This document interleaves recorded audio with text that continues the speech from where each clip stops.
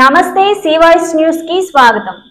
బీసీలకు అన్ని విధాలా మోసం చేసిన వ్యక్తి జగన్ అని, సిద్ధమంటే తాను శాశ్వతంగా జైలుకు వెళ్లడానికి సిద్ధమని జగన్మోహన్ రెడ్డి ప్రజలకు ముందుగానే చెప్తున్నారని మాజీ మంత్రి టీడీపీ పాలిట్ బ్యూరో సభ్యులు చింతకాయల అయ్యన్న పాత్రుడు అన్నారు. దెందులూరు మండలం పోతునూరులో మాజీ ఎమ్మెల్యే చింతమనేని ప్రభాకర్ ఆధ్వర్యంలో శనివారం నాడు భారీగా జరిగిన జేహో బీసీ కార్యక్రమంలో ముఖ్య అతిథిగా అయ్యన్న పాత్రుడు పాల్గొన్నారు. కొవ్వలి నుంచి పోతునూరు వరకు సాగిన భారీ ర్యాలీలో ప్రజలకు అభివాదం చేస్తూ చింతమనేని సభ ప్రాంగణానికి చేరుకున్నారు. దాదాపు 1500 బైకులతో చేపట్టిన భారీ ర్యాలీ సుమారు 4 కిలోమీటర్ల మేర బారులు తీరింది. దారి పొడవునా జనం చింతమనేనికి అభివాదం చేస్తూ మంగళహారతులతో పూల జల్లెలతో అడుగడుగునా ఘన స్వాగతం పలికారు. ఈ సందర్భంగా మాజీ ఎమ్మెల్యే చింతమనేని ప్రభాకర్ మాట్లాడుతూ ఈ రోజు ప్రజలు రోజువారీ జీవన విధానంలో బీసీల పాత్ర ఎంతో కీలకమని అన్నారు. టీడీపీ హయాంలో బీసీలను అన్ని విధాలా ఆదుకొని వారికి అండగా నిలిస్తే ఈ జగన్ రెడ్డి వచ్చి బీసీలకు రక్షణ లేకుండా చేశారని అన్నారు.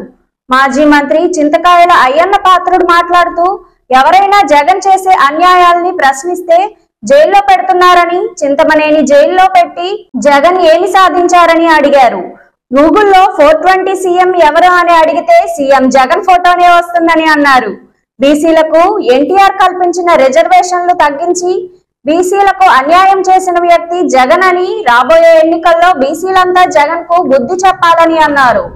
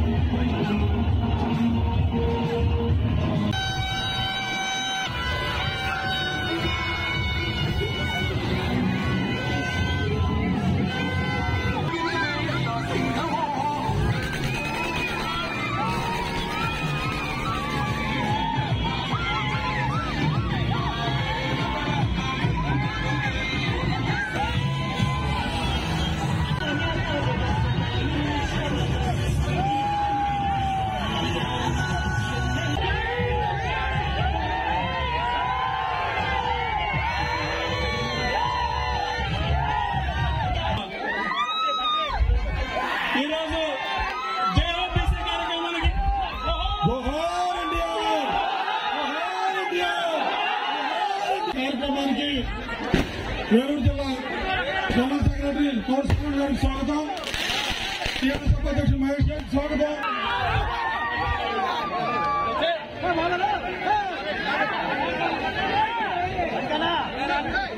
చింతకాయల అయ్యన్న పాత్ర గారి నాయకత్వం, చింతకాయల అయ్యన్న పాత్ర నాయకత్వం, చింతకాయల అయ్యన్న పాత్ర గారి నాయకత్వం. కష్టపడి పనిచేయాలి.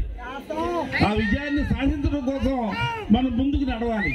అందరం కూడా జగన్మోహన్ రెడ్డి అనే వ్యక్తి ముఖ్యమంత్రిగా చైర్మన్ లేసి 56 పదుల మంది డైరెక్టర్లు లేసి వాళ్ళకి విధి ఏంటో తెలియదు, నిధేంటో తెలియదు. ఎవరికి కుల వృత్తుల వారికి ఒక కుల సంఘం చైర్మన్ గా నీకు న్యాయం చేస్తున్నానని ఒక గీత కార్మికుడికో, ఒక వడ్రంగికో, ఒక కమ్మరికో, ఒక కుమ్మరికో, ఒక రచనకో, ఓ నాయి బ్రాహ్మణుడికో ఎవరికి నువ్వేమిచ్చావు? ఈ 56 సంఘాలు పెట్టుకుని ఒక సగర చక్రవర్తుల్ని ద్రోహం చేశావు. ఈ రాష్ట్రంలో ఉన్నటువంటి బీసీ కులాలలో చీలిక తీసుకొచ్చి తద్వారా నువ్వు రాజకీయ వ్యభిచారం చేయడానికి విడదీసావే తప్ప ఏ ఒక్క బీసీ కులానికైనా సరే నువ్వు ఆదుకున్నావని చెబితే రాజకీయంగా శాశ్వతంగా వైదొలుగుతామని చెప్పి ఈ సందర్భంగా మేము తెలియజేస్తా ఉన్నాం. పరిపాలన అంటే నీది కాదురా, వెనక్కరా, గతం చూడు, చరిత్ర చెబుతారు, చరిత్ర చెబుతుంది. బీసీలు అంటే ఏంటో, తెలుగుదేశం అంటే ఏంటో, బీసీలు ఎక్కడ పుట్టారో, ఎక్కడ రాజకీయ అధికారాన్ని ఛేదించారో ఏంద్రా నువ్వు చెప్పేది?